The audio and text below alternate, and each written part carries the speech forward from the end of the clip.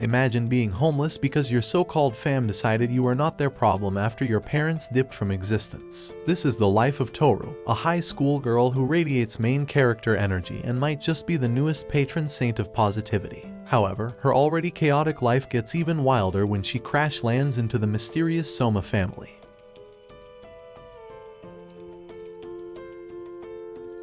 On her way to school, Toru gets sidetracked by a tiny Zodiac figurine set because she has the attention span of a goldfish. Shigure sees her and they start vibing over it because Toru seems to have a thing for the cat Zodiac. Suddenly, Yuki appeared before them with his mysterious princely aura and offers to walk Toru to school. However, Yuki's fangirls show up, ready to start a war, so Toru's besties, Yuo and Hana, roll in like knights in chaotic armor, shutting the mess down real quick. In the cooking class, Toru gets grilled by her friends about Yuki, who is popular for his no-touch policy. Later that evening, Yuki and Shigure stumble upon Toru's very questionable living situation.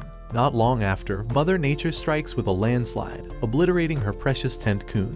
Help me spam rip tent-kun because it served its purpose very well. Now officially homeless, Toru moves into Shigure's house, where she casually trauma dumps about her mom's death. Yuki then digs through the landslide to recover her stuff with the help of his massive rat army. Moments later, when Toru woke up, Yuki and Shigure offered her a place to stay. Just when things start to chill, Kyo arrives to cause a commotion, and Toru accidentally hugs all three of them, revealing their darkest secret as they turn into cat, rat, and dog. Shigure hits her with the ultimate curse lore of the Soma family, explaining that if they're hugged by the opposite gender, they will poof into Zodiac animals. Eventually, they will revert into their human forms, but completely naked since this is an anime.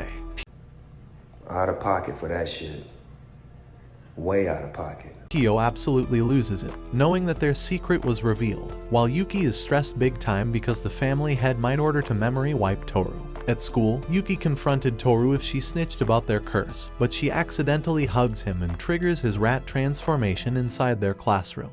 Nonetheless, Toru reassures him that it's fine even if she gets her memory wiped, as long as he will befriend her again. Back at the house, Kyo attempts to apologize for his earlier shenanigans, while Shigure drops a surprise twist about Akito letting Toru stay and keep her memories. Toru is so grateful that she immediately starts cleaning and cooking for them. Later, Yuki and Toru are having a peaceful dinner moment, until Kyo enters the door like a menace and starts yelling for no reason. The next day at school, Kyo joins their class, but his allergy to social interaction made him literally jump out a window to escape. Toru chases after him and accidentally turns him into a cat, making Kyo lash out his anger to her. Later on, Shigure gives Kyo some guidance counseling, so he decided to walk Toru home after work. Toru then gushes about how much she loves the Zodiac cat, and Kyo awkwardly appreciates it. The cultural festival season is coming soon, so Toru's class decides to go for rice ball supremacy. Yuki hypes up Toru's idea of making 3-flavor rice balls, but the resident haters start throwing shade. Yuo isn't having it, and she tells them to shut their filthy mouth that smells like anime convention.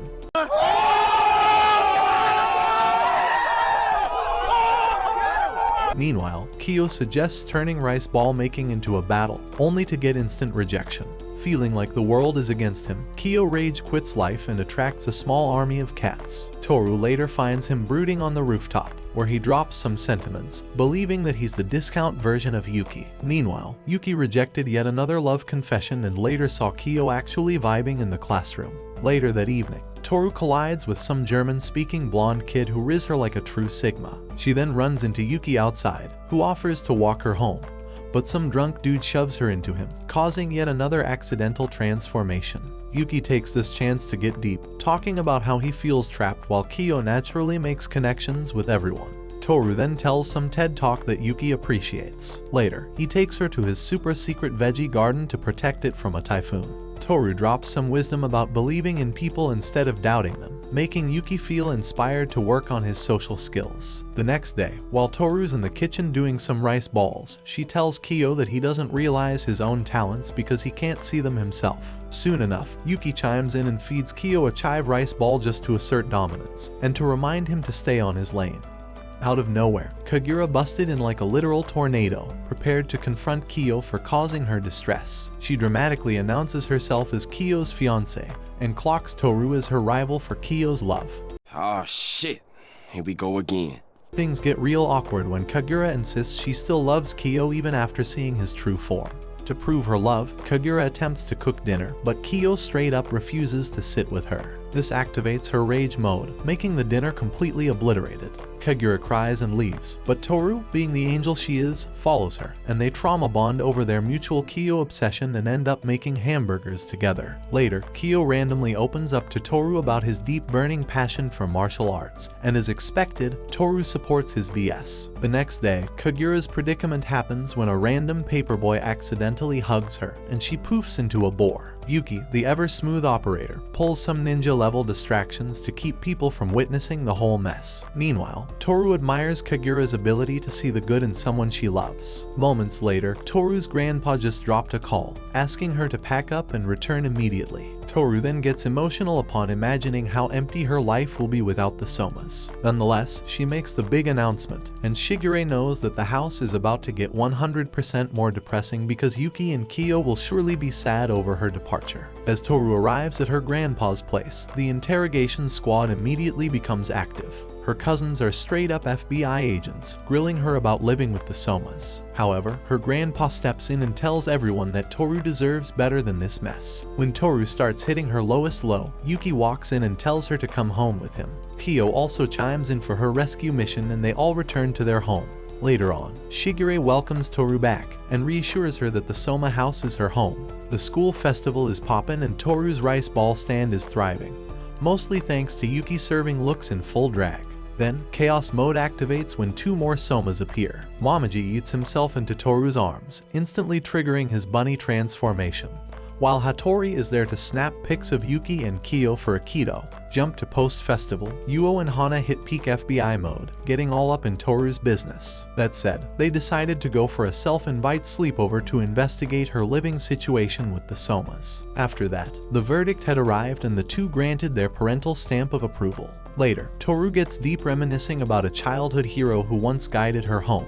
The next morning, after Uo and Hana's airtime, Hattori hits Toru with a cryptic phone call. Toru gets yeeted into the Soma family estate, where she meets up with Hattori and Momoji. When Hattori tells her to stay away from the Soma family, Momoji spills the most tragic tea about Hattori's love story that ended with him wiping out his own girlfriend's memories to keep her safe. Toru suddenly sees Hattori in HD because he's not just a grumpy doctor, he's actually a walking heartbreak playlist. Then, in peak rom-com fashion, Hattori tries to escort her out but accidentally stumbles onto him, and now he's a tiny tragic seahorse just like his tiny unused Excalibur. You're a victim! Hattori then gets major flashbacks to his long-lost love, Hana. Moments later, when Toru casually drops the same hopeful line Hana once said about spring after snow that no one cares about, Hattori starts seeing her differently. As they head out, Toru catches a glimpse of Aikido, the walking red flag of the Soma fam. New Year's Eve plans are up in the air, and Toru's ride or die, Uo and Hana, are trying to lock her in for a bestie hangout.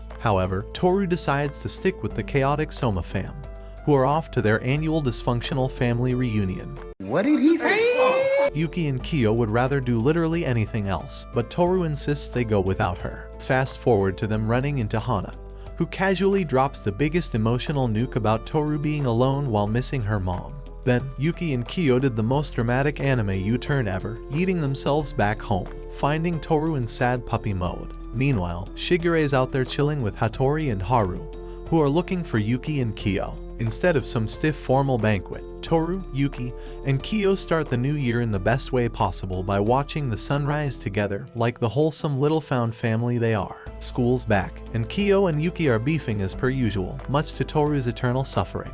Unfortunately, Yuki catches a cold right before the long-distance school marathon but still insists on doing it. Mid-race, Toru stumbles upon Haru, who's got a literal split personality disorder and some serious drama with Kyo. Cue chaos because Haru turns into an ox to get Yuki home because he eats himself into unconsciousness from a fever. Not long after, everyone is down bad with fever and Toru is basically their overworked nurse. Meanwhile, Haru drops some childhood lore on Yuki, and Toru gets another piece of the never-ending Soma family puzzle. Valentine's Day is creeping up, and Kyo is doing some mental gymnastics to dodge the inevitable. Kagura, being the persistent fiancé she is, tries to drag him on a cute little date. When that flops, she levels up and makes it a double date with Toru and Yuki, leaving him with no escape.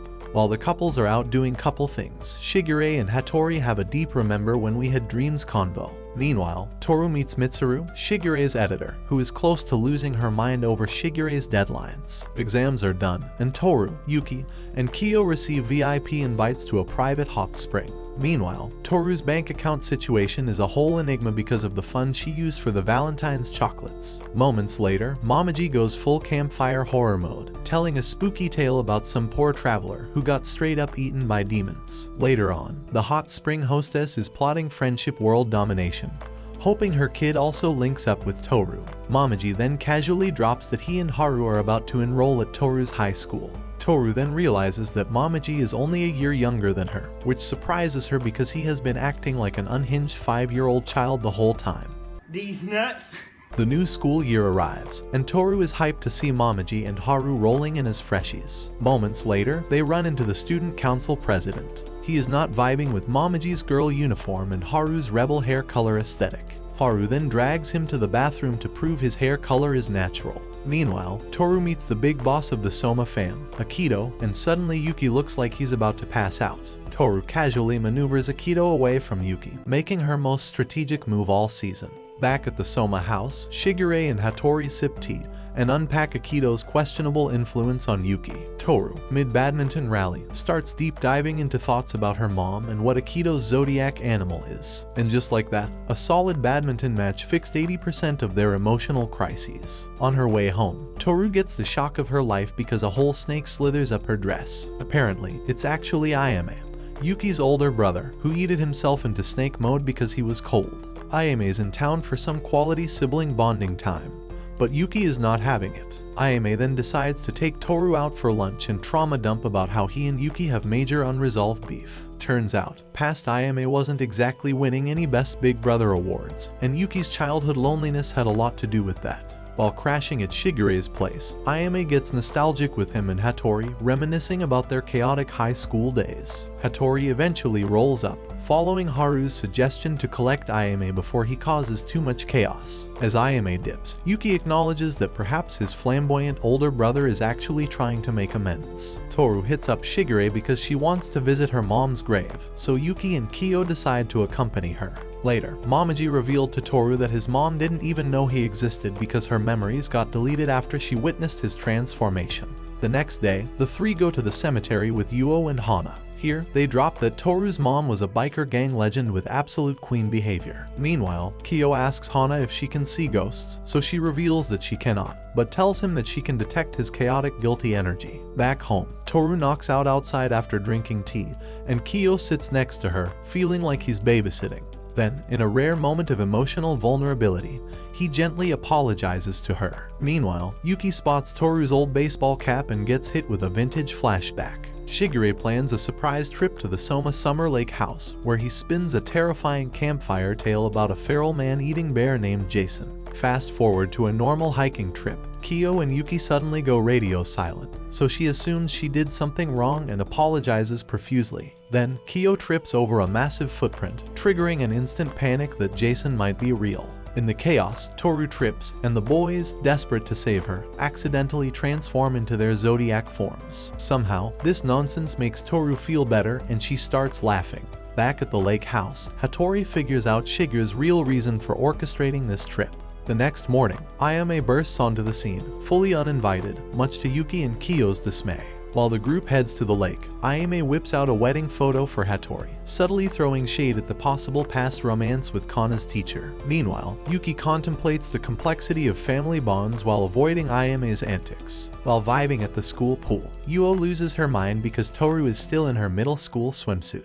That said, Yuo blackmails Kyo, Yuki, and Hana into funding the swimsuit project. When shopping chaos ensues, Yuo makes the boys suffer by forcing them to weigh in on swimsuit styles. Suddenly, Hana just declares that Toru should wear pink. End of discussion because no one else's opinion matters. Lunchtime is trauma dump hour because Yuo and Toru bond over their tragic backstories. Turns out, Yuo worshipped Toru's mom, Kyoko, back when she was a badass gang leader before going full Pinterest mom. Back when Yuo first met Toru, she couldn't believe that she was Kyoko's kid until an accident happened and Yuo finally realized that she was indeed Kyoko's daughter. Toru invites Yuo over for dinner despite her villain origin story, and she treats her with nothing but kindness. Seeing Kyoko as a soft, loving mom instead of a gang queen hurts Yuo's soul.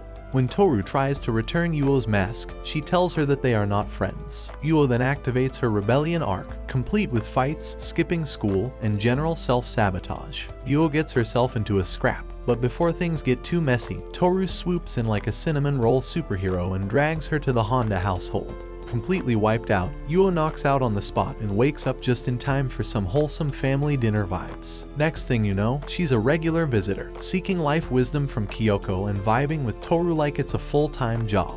With all this positive energy, Yuo starts showing up to school more, cracks open a textbook, and even helps Toru to study. But, of course, her old gang is not feeling this redemption arc. Since suspicion is growing about Yuo and Toru's friendship status, someone straight up asks if Yuo is Toru's bestie. Then, the peanut gallery starts whispering that if Toru's rolling with Yuo, maybe she's got a wild side too. Hearing this, Yuo decides to give Toru some space and leaves the gang entirely. However, they don't take resignation letters, so things almost get ugly. Luckily, Kyoko arrives just in time, and her red butterfly status still carries enough street cred to scare them off. Later on, she meets Hana and teams up with Toru to support her through Kyoko's passing. Haru rolls up with Kisa, the tiger of the Zodiac, who is currently in her people-hating era after getting bullied at school. Hearing that, Toru decides to fix the situation. However, Kisa nopes out to everyone. Yuki, witnessing all this, gets major trauma flashbacks from his own Aikido nightmares. They then tell her to find her own inner sparkle, while Yuki shares that true healing comes from people's acceptance of who you are. One day, Toru meets Ritsu, the Zodiac's anxious little monkey. Ritsu's mom is low-key shipping them as besties, but Ritsu is not living for it. Toru hypes Ritsu up, which somehow results in an accidental hug right as Yuki and Kyo roll in. Ritsu then casually drops that wearing a kimono is his comfort zone. Meanwhile, Mitsuru is on a mission to get Shigure's manuscript, but Ritsu ends up wrecking it with a spilled drink.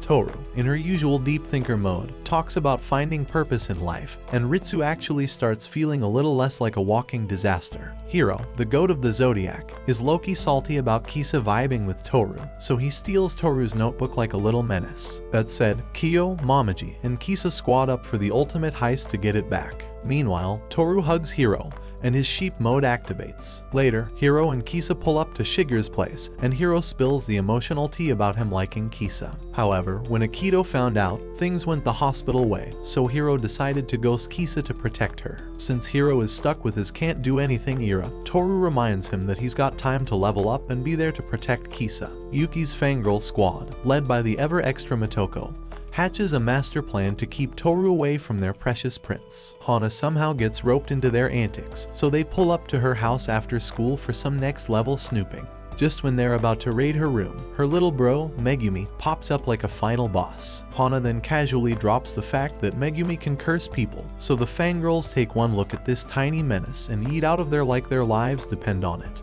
Hana low-key feels a bit salty about Toru hanging out with the Somas 24/7. But Toru and Yuo hit her with some wholesome bestie energy, and all is well again. The next morning, Motoko wakes up from a cursed dream about Hana and Megumi, while everyone's living their own personal soap opera. Let's unpack Hana's tragic backstory because she was born with some next-level unexplainable powers. Some elementary school boys started calling her a witch, so when one kid gets knocked out after bullying her, Hana gets the blame. Later on, some mean girls straight up burn her arm and then gaslight her into thinking she was playing with matches. Her brother Megumi did his best to have her back, but trauma doesn't just poof away. Eventually, her parents transferred her to a new school where she met Toru and Yuo. One day, Hana freaked out and her powers went haywire real quick. But Toru found her, and their friendship gave Hana the emotional support she needed. Then, Kyoko drops some life wisdom about how people need each other, and friendships leave a mark, even if life pulls them apart. Exam results are in, and those who flopped will have Sunday makeup test. Unfortunately, Toru's brain is not braining, so her hype squad reminds her that she's still in the game. On her way home with Kyo, she straight up faceplants from a fever, and Shigure tells her to rest. Toru, however, refuses to do so, and Shigure convinces her to chill for the meantime. Meanwhile, Kyo steps into the kitchen like a master chef, turning redder than a tomato while cooking for Toru. She loves the food but suffers emotional breakdown about her failed test. Hattori, Momoji, and Kisa arrive with the ultimate healthcare package, while Yuki drops off some A+ notes so she can redeem herself on the retest. Later, Toru successfully passed, and while she was vibing home with Kyo and Yuki, Kagura arrived, making the vibe immaculately awkward. Back home, Kazuma visits Shigure's house and introduces himself as Kyo's foster dad and martial arts sensei. Kyo, trying to keep it cool while going straight to his room, but Kazuma is not letting that slide. Eventually, Kyo stops being a tsundere for 5 minutes, apologizes, and flexes his martial arts skills like a proud anime protagonist. Toru finds out Kazuma isn't cursed like the others but is still part of the main fam. Kazuma, being the ultimate wingman for character development, decides it's time for Kyo to face his demons, so he takes off Kyo's Juzu bead bracelet,